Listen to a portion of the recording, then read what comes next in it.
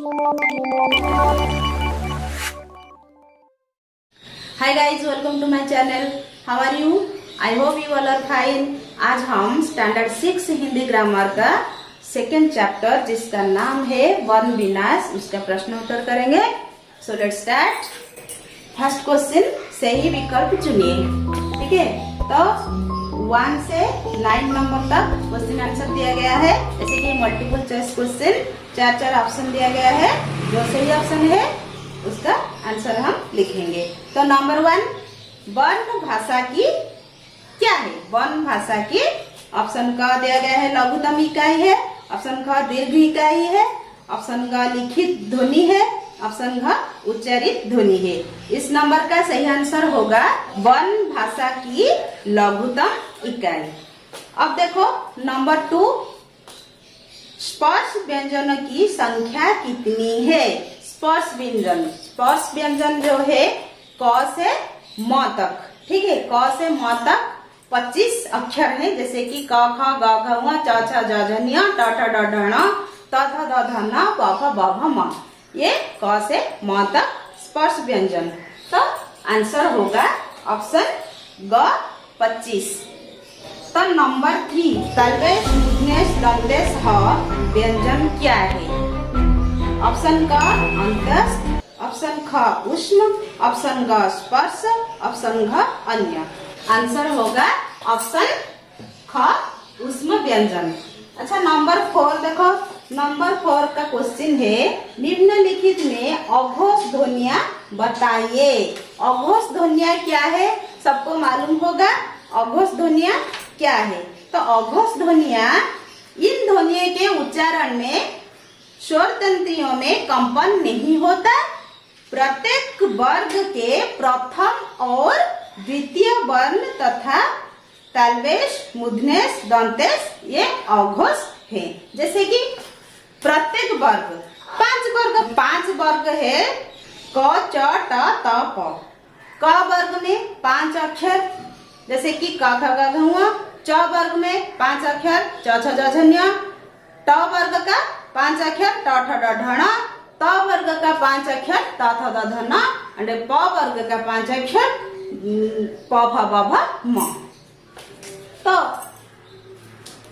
सब वर्ग का प्रथम और द्वितीय ये 2 ही अक्षरों जो है उसको अघोष ध्वनियां कहते हैं। जैसे कि पहला वर्ण जो है क का पहला 2 वर्ण जो है क ख, ये दो है जैसे कि अघोष ध्वनियां। नंबर 5, निम्नलिखित में सघोष ध्वनि कौन सी है?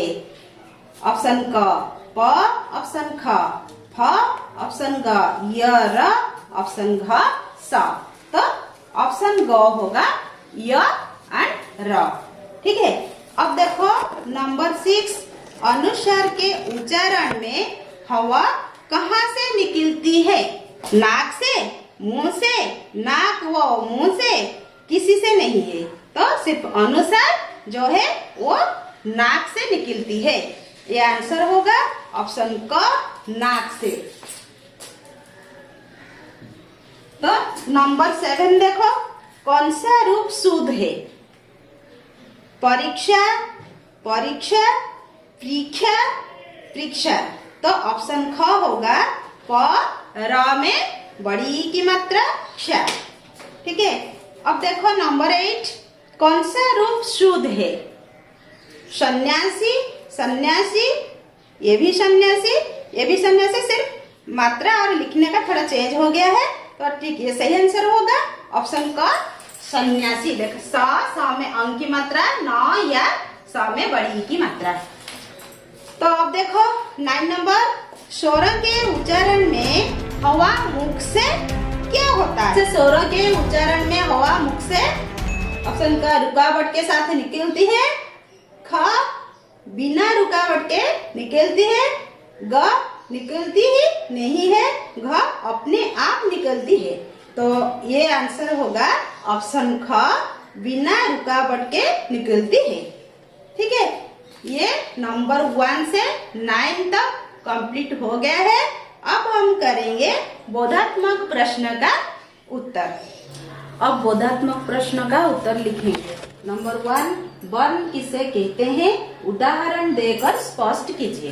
तो इसका उत्तर होगा, भाषा की वो हो छोटी से छोटी इकाई जिसका और खंड ना किया जा सकते, उसे वर्ण कहते हैं। भाषा की वो छोटी से छोटी ध्वनि जिसके और खंड न किया जा सके, उसे वर्ण कहते हैं। ये गया नंबर 1 क्वेश्चन। अब देखो नंबर 2 का क्वेश्चन, शोर किसे कहते हैं, इसके कितने भेद हैं। तो आंसर होगा, जिन ध्वनियों के उच्चारण में हवा मुख से बिना किसी रुकावट के बाहर निकलती है, उन्हें शोर कहते हैं। इसका उदाहरण भी लिखेंगे। शोर मतलब इसका भेद लिखेंगे। शोर 2 प्रकार के होते हैं, ह्रस्व स्वर और दीर्घ स्वर। ये गया नंबर 2। अब देखो नंबर 3 क्वेश्चन, व्यंजन के कितने भेद हैं, उदाहरण सहित समझाइए। अब देखो व्यंजन के 3 भेद हैं। स्पर्श व्यंजन जिसका उदाहरण हो सकता है क से म तक, अंतस्थ व्यंजन जिसका उदाहरण हो सकता है य, र, ल, व, उष्म व्यंजन तलमेश, मूर्धन्य, दंतेश और ह। अब देखो नंबर 4 क्वेश्चन, संयुक्त व्यंजनों से बने 5 शब्द लिखिए। आंसर होगा कक्षा, नेत्र, ज्ञान, यज्ञ और श्रम। तो ये गया नंबर 4। अब देखो नंबर 5 का क्वेश्चन क्या है, सघोष ध्वनियों वाले 4 वर्ण लिखे। सघोष ध्वनियों देखो आंसर ग, घ, ङ, ज। तो हर व्यंजन का मतलब हर वर्ग का पहला 2 अक्षर, जो 5 वर्ग में बांटा गया है, हर वर्ग की 2 अक्षर, पहला 2 अक्षर को सघोष ध्वनियां कहते हैं। देखो नंबर 6 5 अघोष वर्ण लिखे। आंसर होगा अघोष क, ख, ट, ठ और त। हो गया।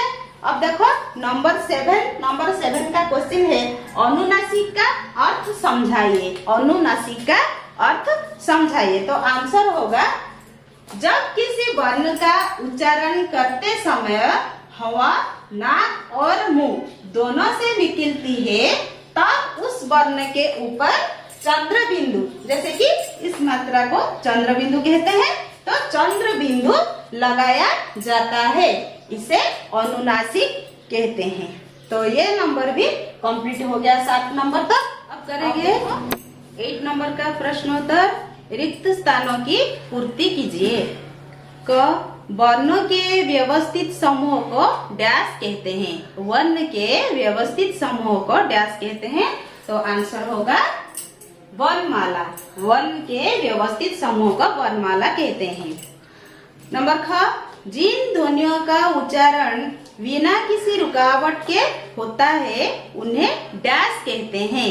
आंसर होगा उन्हें शोर कहते हैं।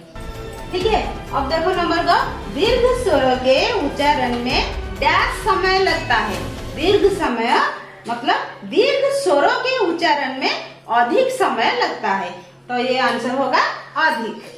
नंबर घ, व्यंजन वर्ण का उच्चारण डैश की सहायता से होता है। व्यंजन वर्ण का उच्चारण स्वरों की सहायता से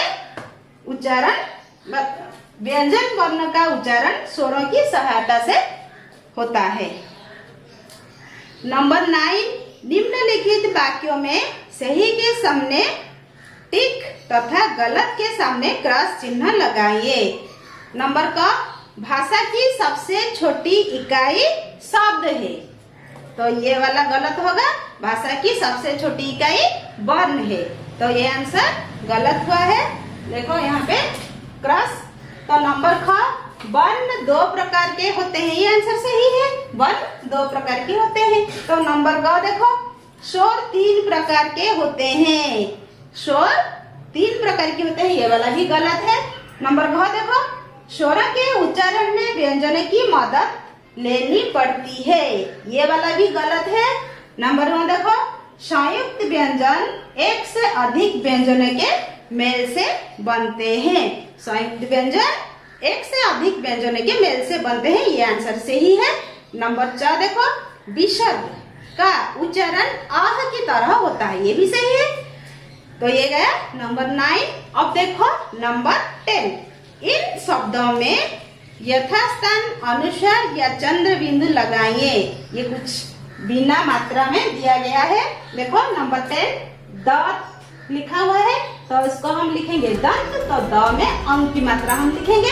देखो दंत, तो मंजन, ये वाला भी गलत है, तो म के ऊपर हम अनुसार के चिन्ह लगाइए तो ये हो जाएगा मंजन। अब देखो कगन, कगन कुछ मतलब नहीं है, तो इसके ऊपर क के ऊपर हम अंक की मात्रा लगाइए। देखो कंगन। अब देखो चाँद, चाँद क्या है, च जो है वो चा के ऊपर हम चंद्र बिंदु का चिन्ह लगाइए। देखो चांद।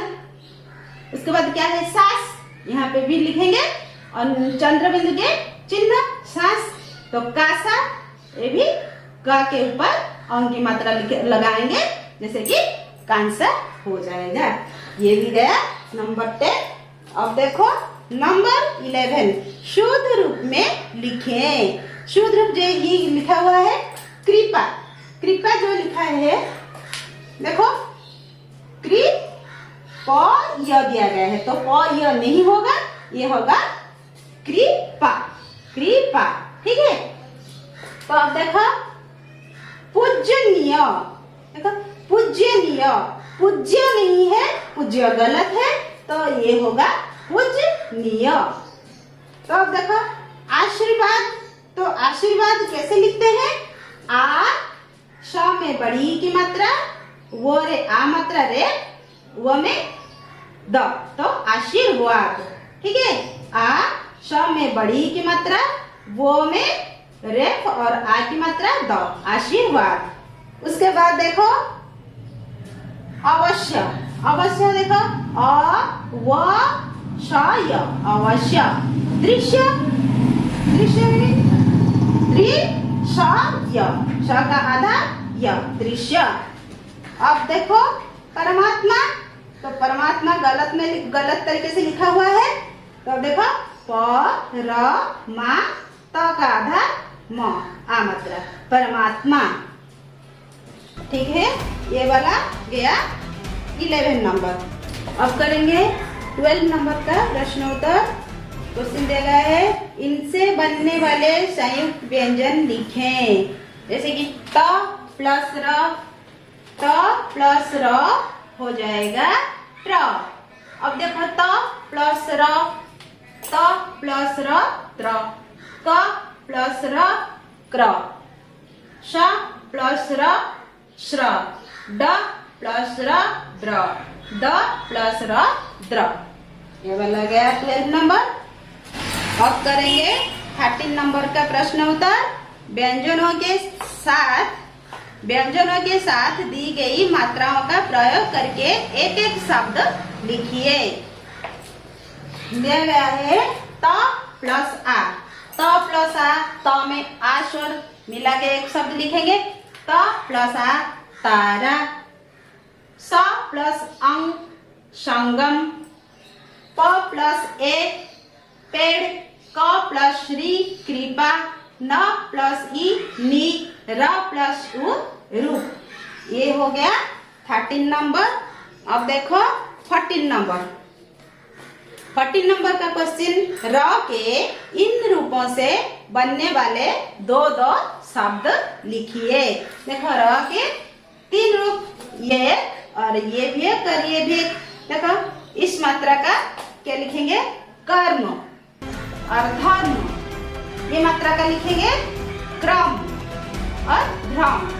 ये मात्रा का लिखेंगे ड्र और ड्रम। हो गया 14 नंबर का आंसर हो गया है। अब करेंगे 15 नंबर का आंसर। दिया गया है वर्ण विच्छेद कीजिए। कुछ शब्द दिया गया है, उस शब्दों का वर्ण विच्छेद करेंगे। देखो विद्वान, विद्वान, वी में छोटी ई की मात्रा, तो हम लिखेंगे वो में हलंत वो plus E plus the plus वो प्लस आ प्लस न प्लस अ, विद्वान। अब देखो समुद्र, समुद्र कैसे लिखेंगे, वर्ण विच्छेद कैसे करेंगे, स प्लस अ, स में अ सब मिला हुआ है इसलिए हम लिखेंगे स प्लस अ। म में देखो मु, म में उ स्वर मिला गया है, देखो म प्लस उ प्लस द्र, द्र में द र और अ स्वर, देखो द प्लस र प्लस अ, समुद्र। कृषक, कृषक का देखो क प्लस री, क्री प्लस स, स प्लस अ, कृषक, क प्लस अ का कृषक। अंगूठी, अंगूठी में अ में देखो अंग मात्रा तो इसलिए अ प्लस अ में हलन नहीं लिखेंगे तो अ प्लस चंद्र बिंदु की मात्रा प्लस ग प्लस उ प्लस ठ प्लस बड़ी अंगूठी। लोकप्रिय, ल प्लस ओ लो, ल में ओ की मात्रा इसीलिए ओ स्वर होगा, ल प्लस ओ प्लस क प्लस अ, प्रिय, प्रिय में प र अ तो प प्लस र प्लस ई य प्लस अ। तो कृपालु, कृपालु कैसे लिखते हैं, क प्लस श्री प्लस प प्लस आ, अच्छा लू होगा ल प्लस उ।